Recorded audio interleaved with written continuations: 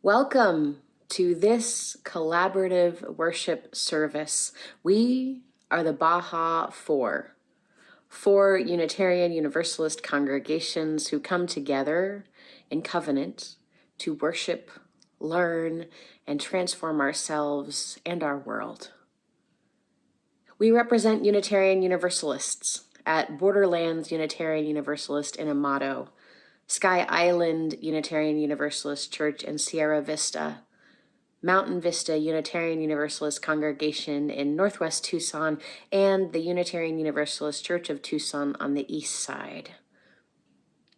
We have been gathering and worshiping and learning collectively for almost 10 months because we believe we are stronger together.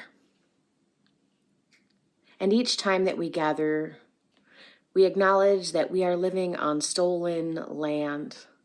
This land is the ancestral and present home of the Chiricahua Apache and the Pasquayaqui, the O'odham and Opata peoples. We, alongside our indigenous neighbors, now have a shared responsibility to stay in right relationship with the land and with one another. This month, our theme is Covenants in Uncertain Times. And today we are exploring the practice of covenants. We acknowledge that our covenants, just like us, are works in progress. We will look more closely at our covenants in this hour. Look at those covenants we hold on to so tightly, and we might even ask, will this serve us in the future? Or what new covenants are we reaching toward? On this Sunday, before an inauguration. As violence at our state and federal capitals is both imminent and happening, let us be reminded that Reverend Dr. Martin Luther King Jr., whose life and legacy we will honor tomorrow, spoke about an arc of the moral universe. Inspired at least in part by the writings of our Unitarian ancestor, Reverend Theodore Parker, Dr. King and Parker said that the arc of the moral universe is long, but it does bend towards justice. Eventually. That arc is not yet bent, not even close. We are here to keep pressure on that arc of the moral universe so that it keeps bending towards justice. This is our covenant with one another, with our country, and with the world. With this in mind, come, let us worship together.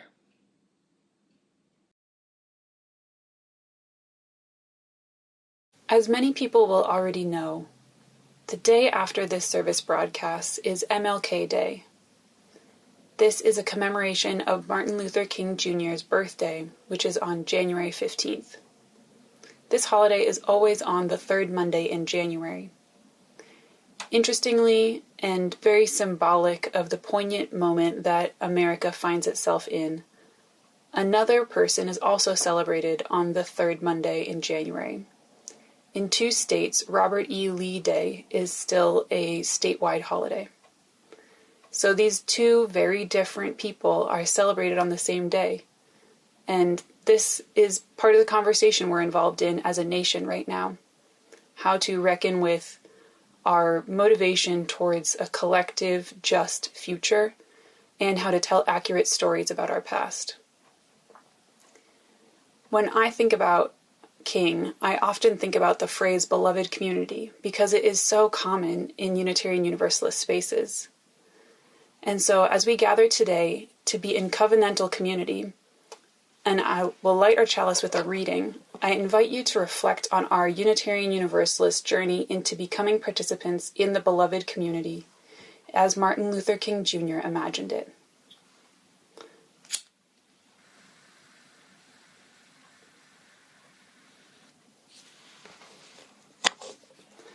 Our reading is from Kendall R. Gibbons, Communities of Memory and Promise. Our communities of memory and promise are founded upon covenants because we all need a defense against the impulse of immediate feelings that challenge our best intentions. It is necessary to be reminded from time to time of what you said you were going to do and what you really want over and above the lure of momentary comfort. Covenant is our word for the solemn promise that counteracts the randomness of a future in which anything and everything is possible. By committing us in advance to certain relationships and values, we do this because what we build with intention and even with difficulty is more satisfying in the long run than the pleasures that we happen to encounter.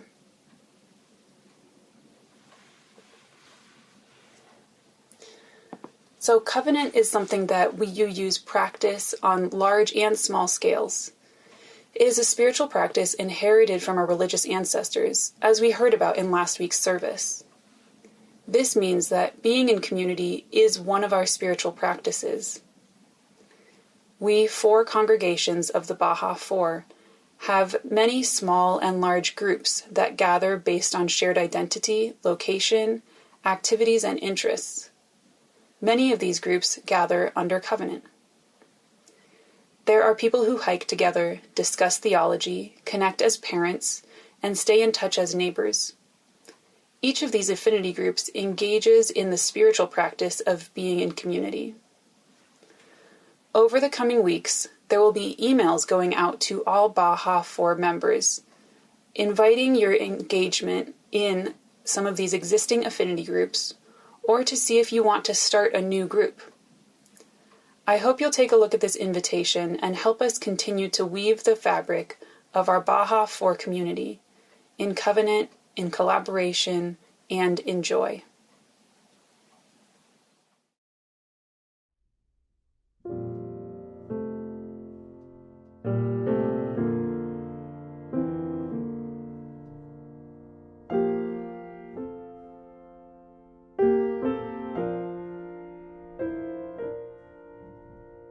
All are architects of faith, working in these walls of time.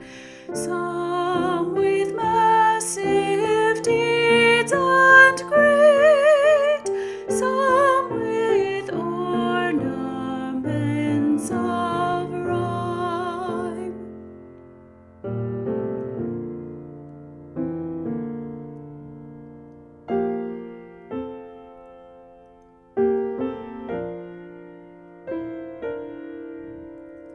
For the structure that we raise, time is with materials filled. Our todays and yesterdays saw the blocks with which we build.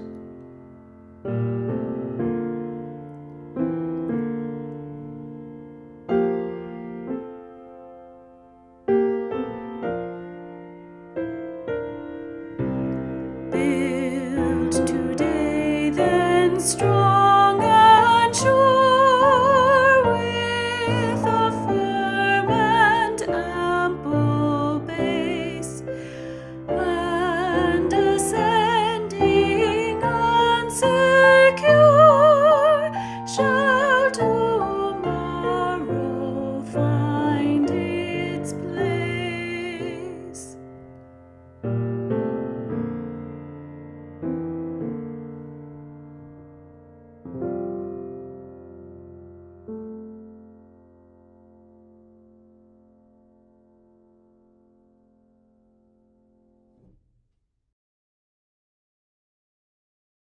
Once upon a time, not far away at all, a man had something on his face while on an online call. And when someone on the call said, "Hey, there's something on your cheek," he pretended he didn't notice, like the other didn't speak. Of course, when he ignored the comment, acting like he didn't hear, he only made it worse. The smudge became more clear. As people covenanted in love to speak the truth, "You've got something on your face," said the Zoom call's only youth. "Ah, there's nothing," the man grumbled, gathering his defense. It was clear for all to see that didn't make any sense. Now, it could have ended there.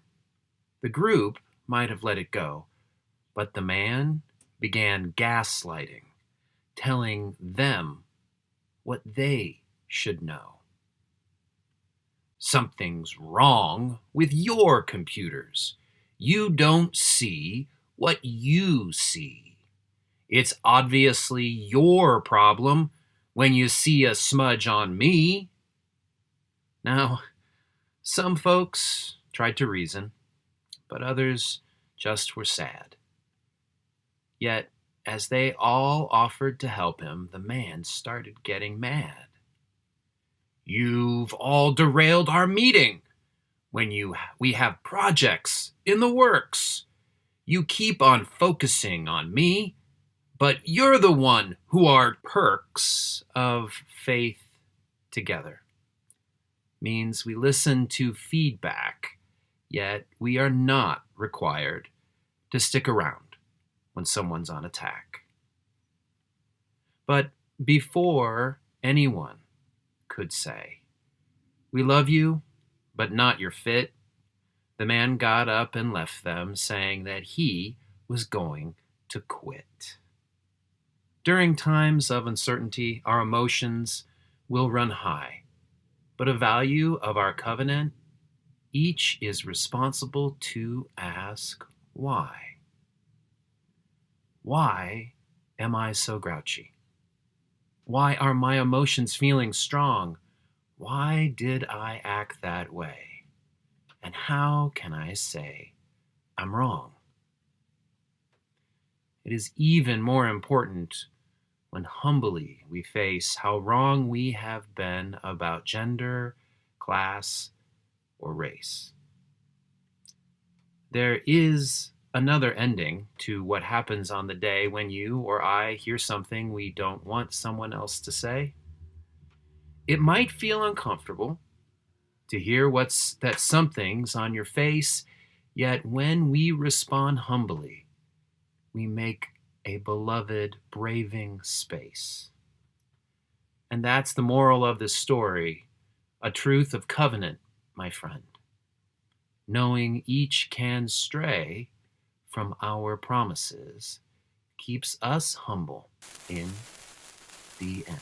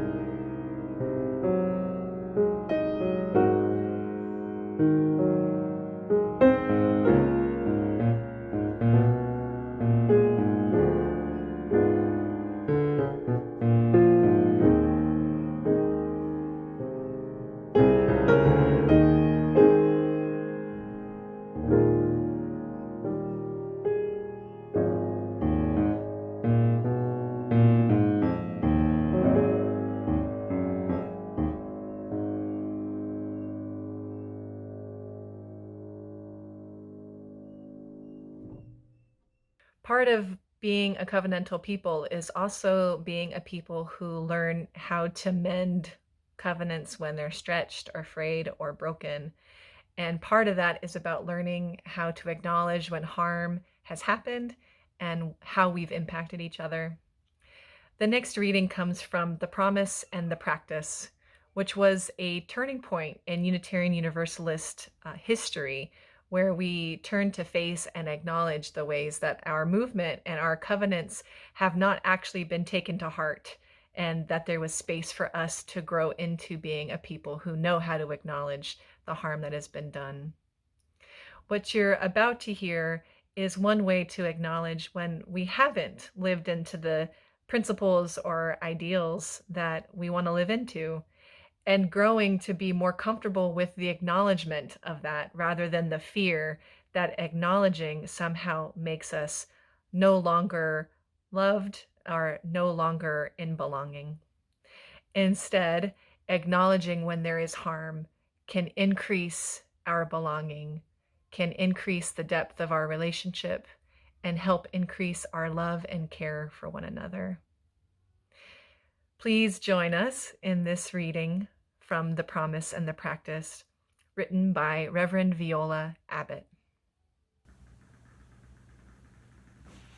Loving inclusion has been an elusive goal within our congregations.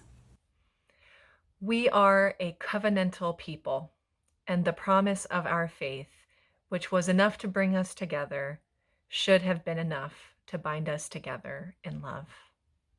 Many hearts have been and often continue to be broken time and again.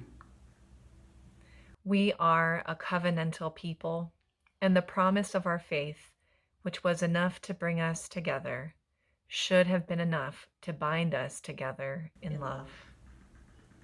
The names of many of those of us who helped to make this denomination great were erased, their existence forgotten. We are a covenantal people, and the promise of our faith, which was enough to bring us together, should have been enough to bind us together in love. The pulpits and pews, which should have been warm and welcoming, were instead sometimes cold and unforgiving. We are a covenantal people, and the promise of our faith, which was enough to bring us together, should be enough to bind us together in love. Who were considered pillars in their communities were sometimes considered pariahs within the walls of our congregation. We are a covenantal people, and the promise of our faith, which was enough to bring us together, should be enough to bind us together in love. Many of us straddled two worlds, one of filiation and one of faith. We are a covenantal people, and the promise of our faith, which was enough to bring us together, should be enough to bind us together in love. Our beauty is that we are all different, and yet not different from one another. None of us should be considered exceptions, nor should we be subjected to baseless assumptions. We are a covenantal people, and the promise of our faith, which was enough to bring us together, is enough to bind us together in love. The future of this faith is reliant on and belongs to all who embrace religious liberalism. Let us never forget that we are a covenantal people, and the promise of our faith, which was enough to bring us together, is enough to bind us together in love.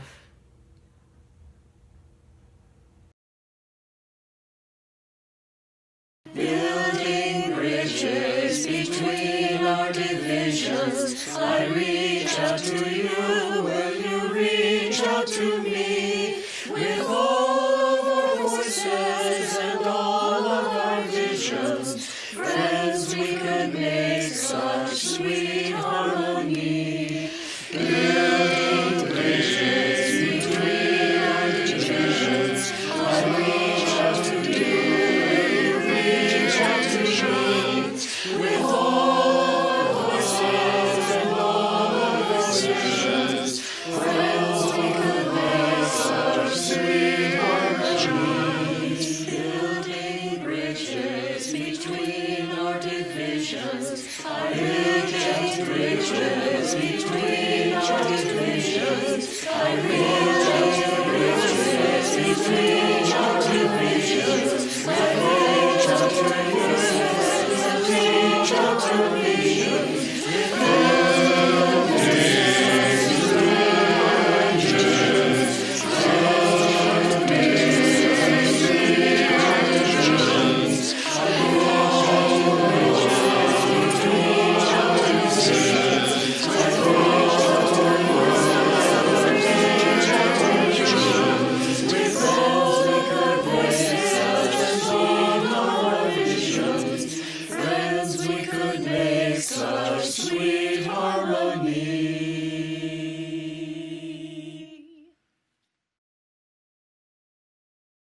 Over 30 members and friends and staff at the Unitarian Universalist Church of Tucson have participated in Beloved Conversations virtual these past few months. We intentionally recruited board members, as well as other key leaders, to take part in this faith development curriculum so that we could begin to understand how we, as an institution, can become more anti-racist in our practices and policies and governance. You'll hear from some in our community now about what they have learned from Beloved Conversations virtual. As a white religious professional, Beloved Conversations has taught me that it's not about being the most woke person in the world. It's about learning and unlearning how white supremacy culture functions in our society. For me, the journey has just begun. Beloved Conversations has helped me look at myself and find a clearer voice in my multi-decade-long journey, to listen to the voices of Black, Indigenous, and people of color, to take responsibility with other white people, to be a better listener, a better follower, and less white-centered, to create partnerships and participate in anti-racist work, to do my part to help build the, quote, now and not yet beloved community in these challenging times. Because of Beloved Conversations, I have learned that we have a long way to go in realizing the pervasiveness and insidious nature of racism. One of the things I've learned from Beloved Conversations, in this case from Ebony Janice Moore, is that just as white Europeans colonized the lands of peoples around the world, we also colonized the minds of peoples of color. Authority is a colonized reality, she said, to enter into a space and decide, this belongs to me, and I will create the systems, rules, the structure, everything that makes it worthy.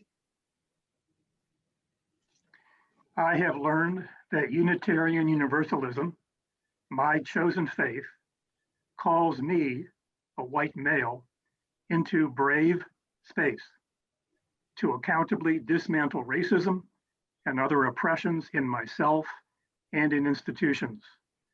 This call to brave space is a journey toward spiritual wholeness and is not optional.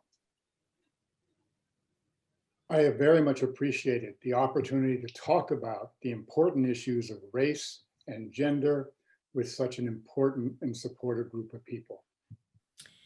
The best part of Beloved Conversations for me is that we five have been able to take this journey together in our learning pod.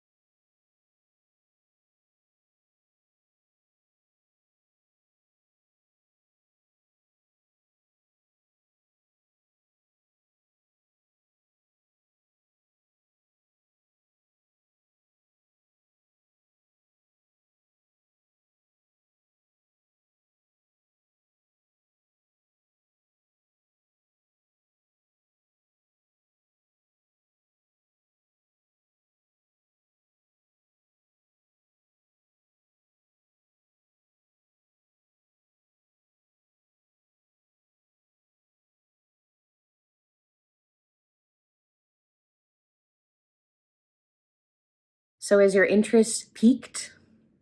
There is good news. Beloved Conversations Virtual's spring course will soon open for registrations, and you could join. You can learn more by talking with your minister or reaching out to one of the members of your congregation who's taken part in Beloved Conversations Virtual this time around. I hope you will join us on this journey. So we have explored this morning some of the practices of covenant. The first practice, just being in a covenantal community. And then the practice of straying from covenant, having something on your face. And what happens then? Repairing harm from actions from when we stray from that covenant.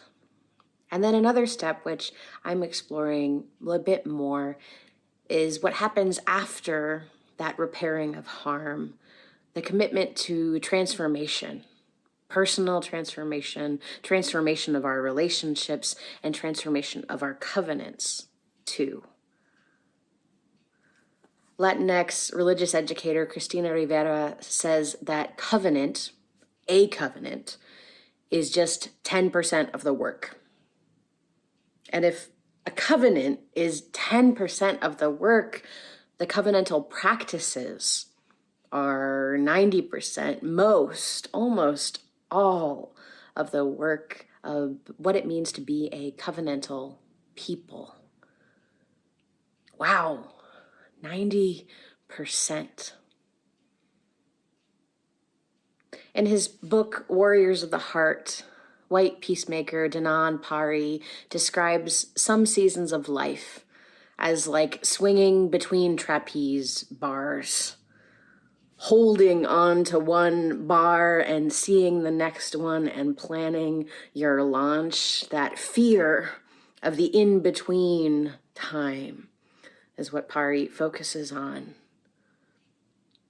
He describes seeing those empty bars ahead of him as his next step, his growth, his aliveness coming to get him. Pari says that in times in his life when he's between trapeze bars, this time, the time he dreads so much, is actually the only time that change, transformation can happen. He writes this, I have a sneaking suspicion that the transition zone is the only real thing, and the bars are illusions we dream up to not notice the void. Yes, with all the fear of being out of control that can accompany transitions, they are still the most alive, growth-filled, passionate moments of our lives. And so transformation of fear, he continues, may have nothing to do with making fear go away, but rather with giving ourselves permission to hang on in the transition zone between trapeze bars, allowing ourselves to dwell in the only place where change really happens. It can be terrifying, but it can also be enlightening, he says, hurtling through the void. We just might learn how to fly. This reminds me a lot of that practice of covenant, the 90% of the work, and the transformation of ourselves, of our relationships, and of our covenants themselves is what is possible if we really be in those in-between spaces. I believe that transformation, again, of ourselves, of our relationships, and of our covenants, our community, our world, is our social contract as Unitarian Universalists. We make no promise that you can come here and just stay the same. We actually ask that you change and grow, and we promise that we will hold you as you become and as you transform. The broad welcome for you to be here just as you are and just as you are becoming is the net below the trapeze bars that we traverse in covenantal communities. Our covenants nudge us and sometimes shove us towards these transformations, towards those spaces in between trapeze bars, because being part of covenantal communities asks that we hang out in those in-between spaces, the unknown spaces, because that's the only space where we can transform ourselves, transform our relationships, and transform our communities. Your Baja 4 worship team has been thinking and talking recently amongst ourselves about not only our social contracts as Unitarian Universalists, but also our social contracts as Americans.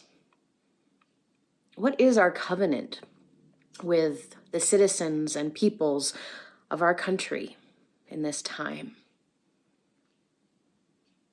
As I was thinking about this, I was thinking how I feel us in that in-between space, in the space of behind one covenant and approaching a new one, but not all of us are even in the in-between space yet, and some of us are grasping onto the old or new covenant pretty firmly already.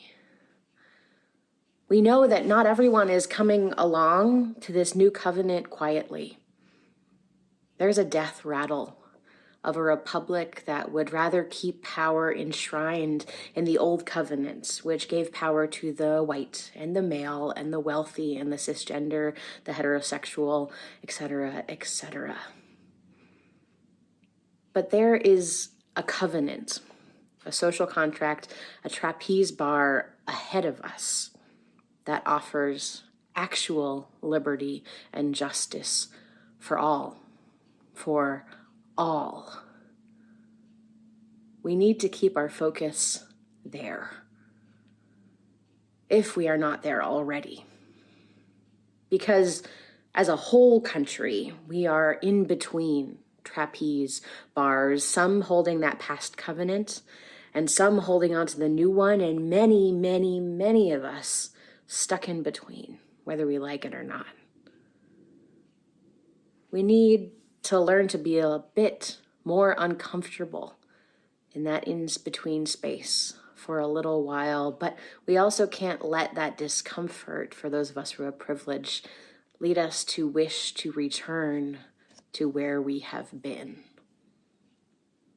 We need to ask for accountability for harm that has been caused by the covenant that many of us held at one point in time, and some are still holding on to. This call for accountability, not unity, is what many of the people at the margins of society have been asking for the past few days and weeks and years and decades and centuries.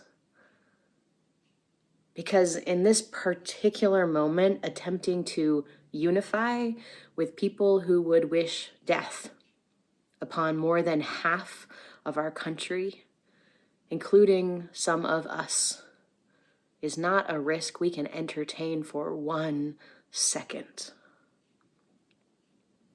Which is not to say that Nazis, white nationalists, insurrectionists do not have inherent worth and dignity.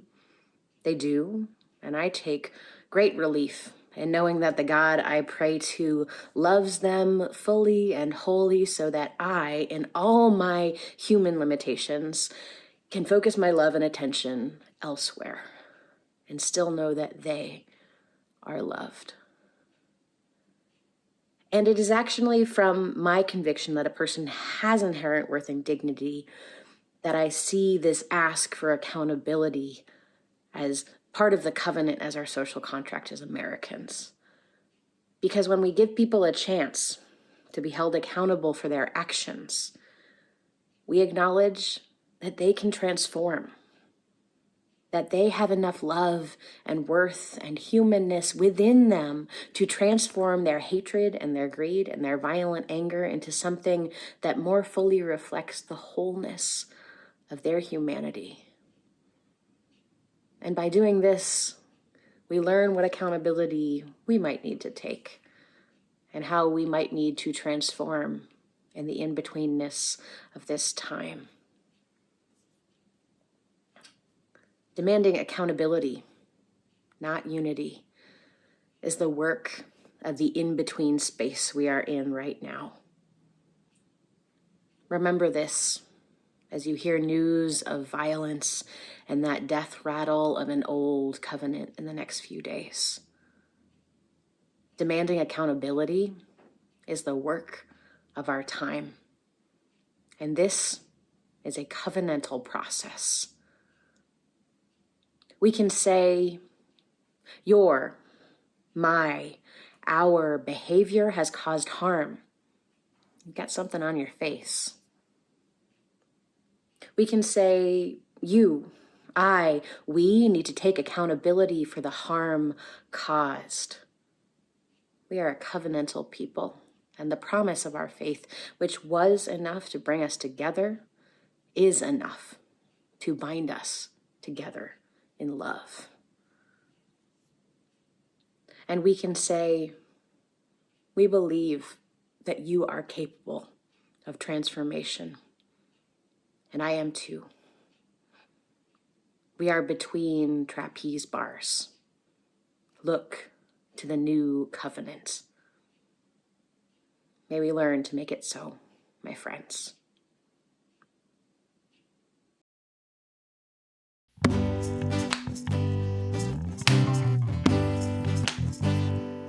Love will guide us, peace has tried us, hope inside us will lead the way on the road from greed to giving. Love will guide us through the hard night. If you cannot speak like angels, if you cannot speak before thousands, you can give from deep within you. You can change the world with your love.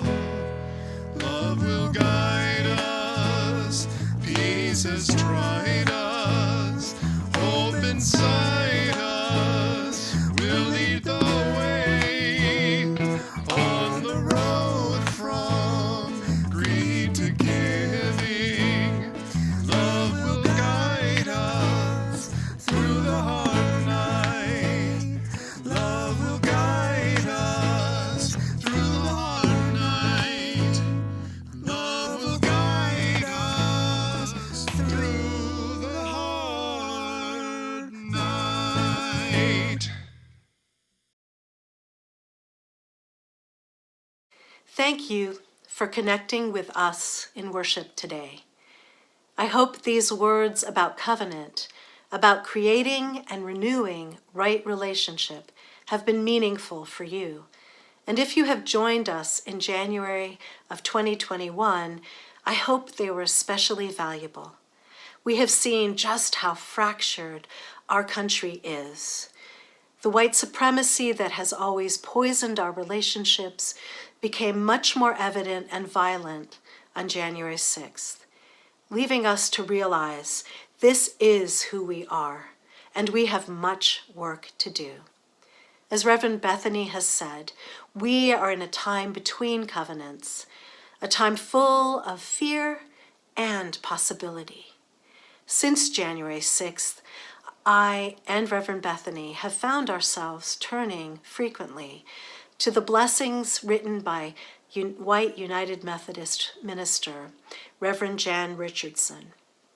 In 2013, Reverend Jan's husband, Gary Doles, died suddenly, ripping apart a marriage, but also ending a creative ministerial partnership. Gary was a musician, and Reverend Jan is an artist and writer, and together they were renewing creative worships in churches. Since that time, Reverend Jan has held the pieces of her life and written about them with beauty and truth. And in this time of national rupture, I find myself needing her words, her precision, her honesty. So as I end this worship, as I blow out this flame, but do not end the connection between us, we end worship, but never end the work of creating better relationship. I want to leave you with these words from Reverend Jan that speak of both the discomfort and the creativity opened up by separation. Blessing the distance.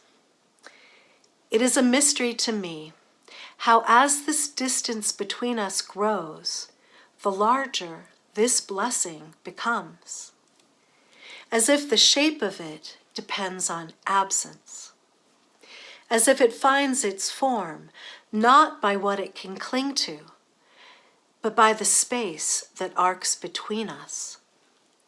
As this blessing makes its way, first it will cease to measure itself by time.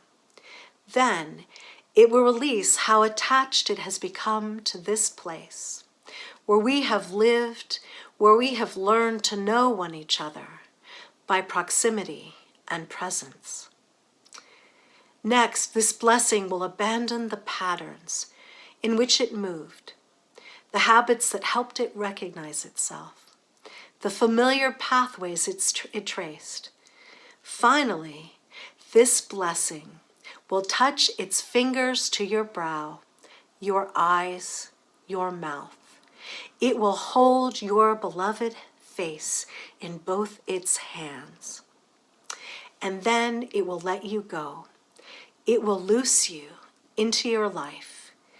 It will leave each hindering thing until all that breathes between us is blessing, and all that beats between us is grace.